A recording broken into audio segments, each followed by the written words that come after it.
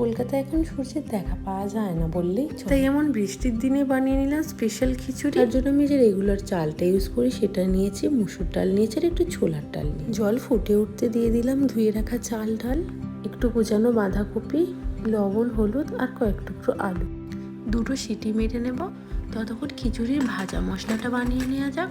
তার জন্য একটা শুকনো কড়াইতে জিরে, ধনে, তেজপাতা, শুকনো লঙ্কা, এলাচ, লবঙ্গ, দালচিনি ভালোভাবে ভাজা করে নেব। নিয়ে মশলাটা ঠান্ডা করে গুঁড়িয়ে নেব।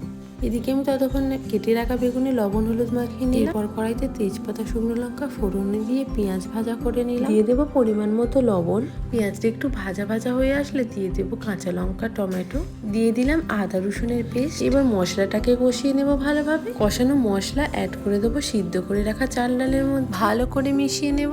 সব শেষে 2 চামচ ঘি আর ভাজা মশলা ছড়িয়ে দিয়ে আবারও ভালোভাবে মিশিয়ে নিলাম। খিচুড়িতে চাল ডাল সিদ্ধর সময় জলের পরিমাণটা দেখে নেবেন, চেষ্টা করবেন জল একবার ইউজ করতে, করে খিচুড়ির টেস্টটা নষ্ট হয় না। তৈরি হয়ে গেল আমার এদিকে বর্ষার স্পেশাল খিচুড়ি। বেগুন ভাজা আর ইলিশ মাছ ভাজার সাথে সার্ভ করলাম।